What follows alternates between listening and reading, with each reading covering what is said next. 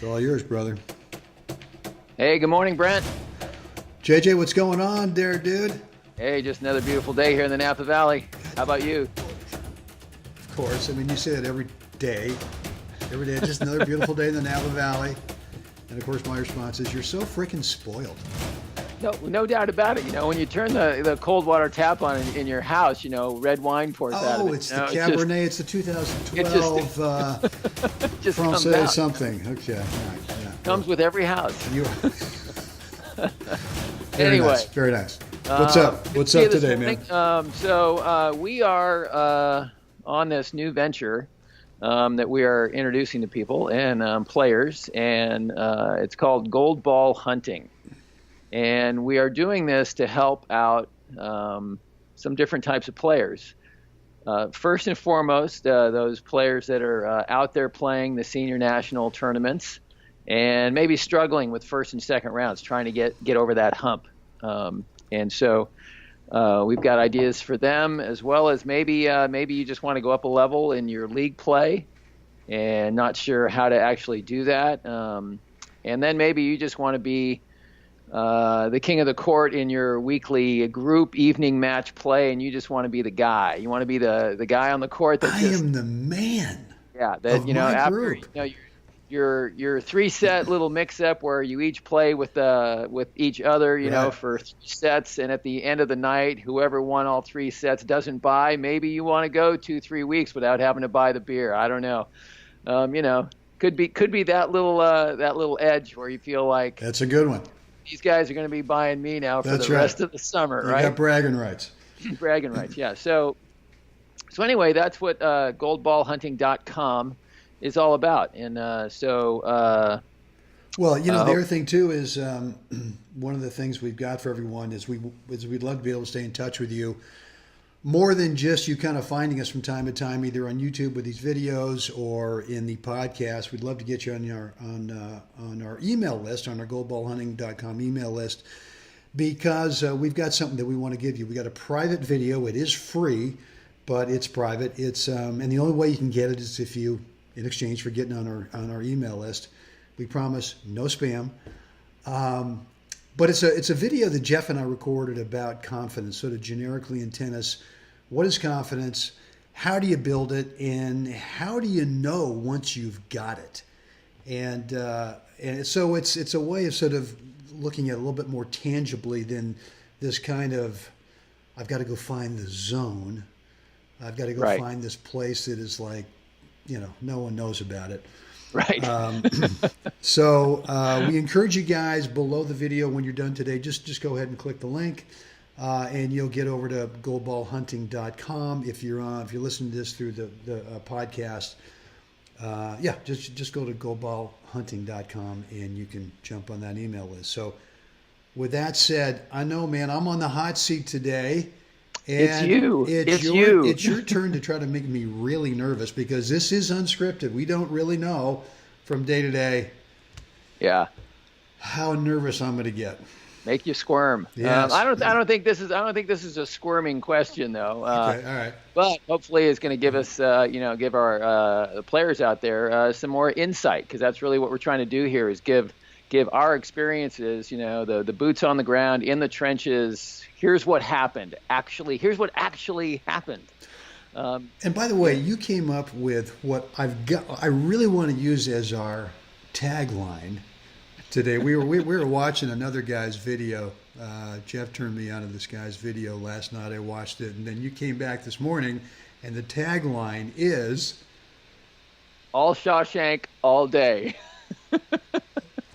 You know, I can't even, it's so hard for me to get the words out. All Shawshank all day. To me, the meaning is when, God, I forgot the guy's name. Who was the guy? Timothy Robbins. Well, but I know, but in the movie. Yeah. Whatever. I can't think of it now. Now there's a hot seat. I can't. I put you on the hot seat. Anyway, he crawls through the tube. Full it's like 500 yards of sewer or something. Of sewer or human waste. He's crawling through the muck, and he finally gets out in the river, and he's finally raining, fresh water, you know. So I guess all Shawshank all day means if you want to get there, if you really want to do what Jeff described, which is you want to start getting through those first couple of rounds of a national event, you really want to start being in the hunt, round of 16, quarters, something like that. If you really want to get up that new rating label in your league, whatever it is, NTRP rating label, going from a 4.0 to a 4.5 or a 2.5 to a 3.0, whatever it is, or if you seriously want to be the man every Wednesday night, then you got to crawl through the muck. There's no way around, There's no magic pill. There's no magic bullet. Jeff right now is not going to look at you and go, oh, by the way, here, coming out of my pocket is it. Yeah, this is it. Yeah, right. The bad news is there's no workaround for the work. That's right. The good news is there's no workaround for the work for your opponent either. Okay, so everybody's, if you want to be that person, the guy, the man, the gal, you got to do the work. Good. So with that, here's your question. Yes, sir. I'm going to put on my glasses for this because I want to make sure I get it right. You look smarter all of a sudden. I feel smarter. I mean, not that I think that you're not smart, because I know that you are one of those smarty pants type of guys. But anyway, it does make you look smarter. Go ahead. So do you remember the match when you actually implemented a battle plan that was actually specific, not just a general, I'm going to do what I do best, blah, blah, blah, and see how this turns out? Because that's a plan, but an actual battle plan that you thought about, or maybe you had some help from coach or whatever, and you implemented it and you stuck to it the whole match and you came out with the victory. I've got it. You stumped me for about 10 seconds, and then you looked a little deer in the headlights there for a moment, and then boom, it really came into focus. So I played the California Tennis Club in San Francisco. I don't know if it still has it or not, but they had a fall tournament. The best time of the year for the good weather there was September and October. And I love the Cal Club. I love the people there, but it's been around since 1884, I think, is when it's like the oldest club west of Mississippi. Right. Yet they built this club at the intersection of Scott and Bush Streets in San Francisco, where for whatever reason, the fog in the summer that gets sucked in by the East Bay comes right over the top of the club. Perfect. So it's foggy, it's cold, it's windy. It's like the worst tennis conditions on the planet. Anyway, but in the fall, the September, October, they had this great tournament. It was the Cal Club Senior Tournament. And this one year I played, it was a while ago. It was probably about 20 years ago. I was playing in the 45s, got to the finals, and I played this guy, Jeff Seichman. Yeah. And Jeff Seichman has got one of the really big, nasty topspin forehands. And he loves to run around that thing, run around the backhand, and just completely unload. And if he does that, he loves to look at the court from the ad side, from that single sideline and the baseline. He loves to look at the court with the ball, line up that thing. And you don't know if he's going inside out or inside in.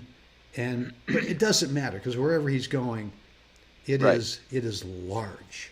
Right. It is large. So I just had this sense that I would do two things in the match. Number one, I would return serve.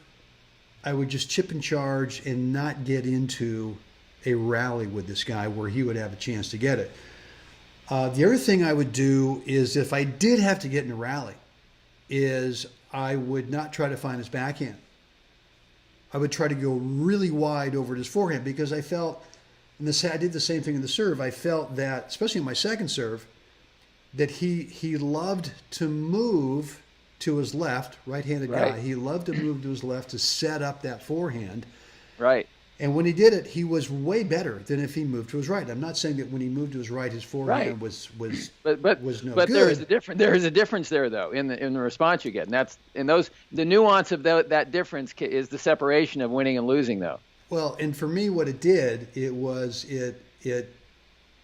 got him away from the kind of forehand he wanted to hit, and more into the forehand where I felt confident that whatever he gave me back.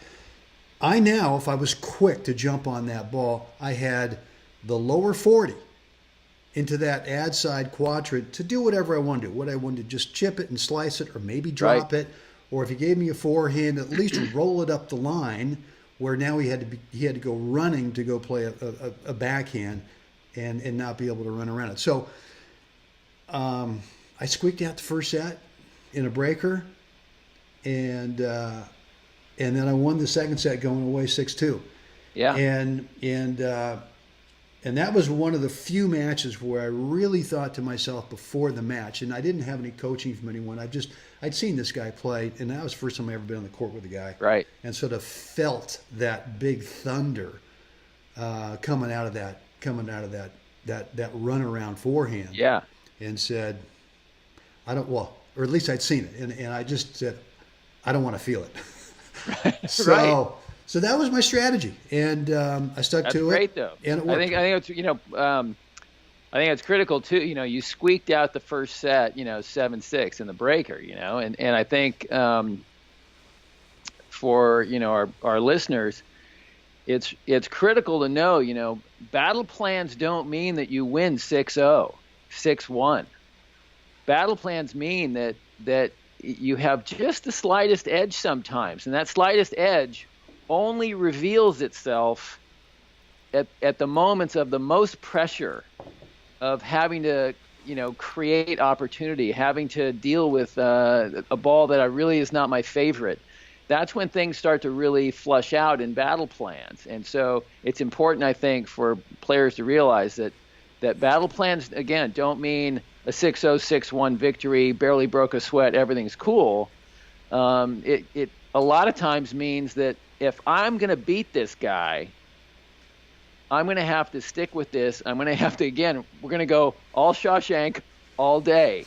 We're going to have to crawl through the sewer here and do the dirty work. Even though it may not be your favorite way to play, this is how I'm going to get the job done to be able to come back tomorrow and play in the quarters or play in the semis or play in the finals, whatever it might be. So this tennis thing is not this, this exact science and or this, yellow brick road. I think the other thing, too, with something like when I played Jeff or when I played Seichmann is if I'd never seen him play before, it could have been that I, went out there to play my standard stuff, whatever it is, and yet I found out that my standard stuff was loading up his thunder.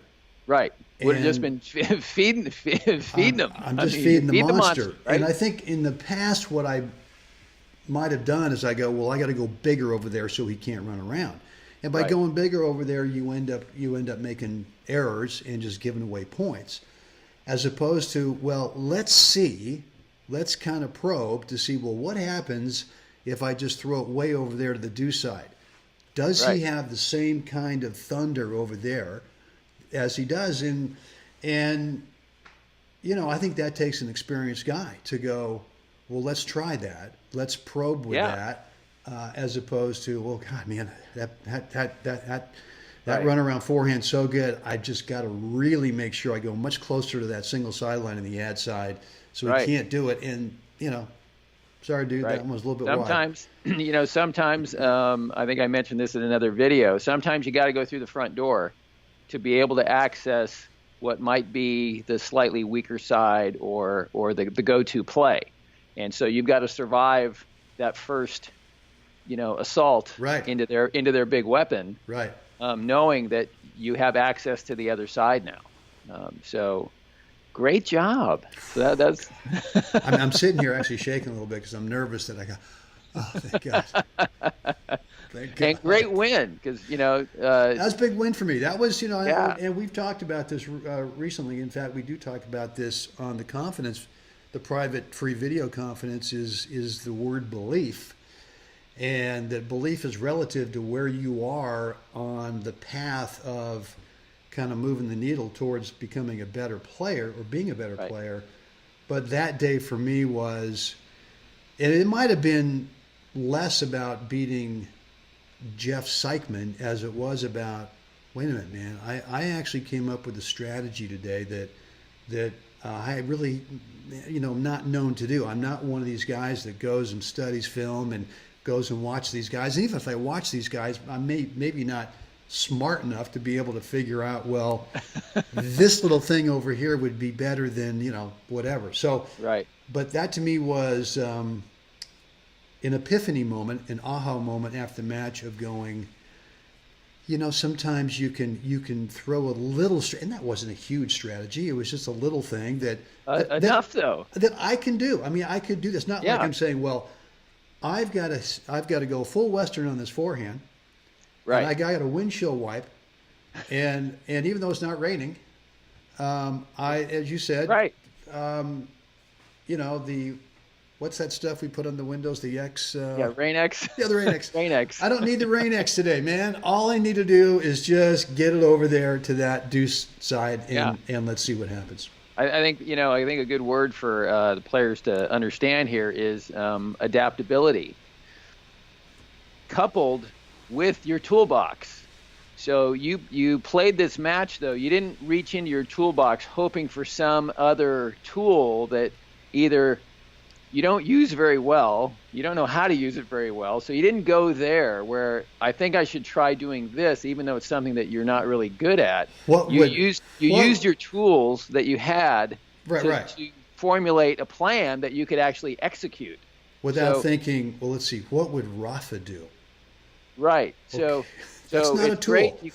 I can come up with any kind of strategy that can beat my opponent, but then I need to look in my toolbox and go, okay, that won't work because I don't have these two tools that are essential for this to work. Okay, but what do I have? Right.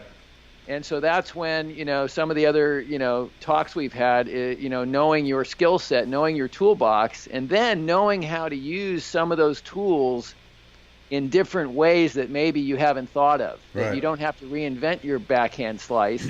We're just going to use it in a different manner that actually gets the job done and in a way that maybe you hadn't thought of before. It's good. That's good. Great answer today, Brenny. Well, thanks, JJ. I appreciate that. We would like everyone, if you got something out of this, if the little value bomb just got dropped on you, like the video, like the podcast. There's a button somewhere. Just start pushing away. Wherever. Don't get too firm on the mouse. Just a light little tap. Feather it in there. Yeah, just share it. Maybe go with your Continental grip on the mouse and just click share on that, and then we want you to subscribe if you're somewhere that subscribe to the YouTube channel. Maybe subscribe to our iTunes feed.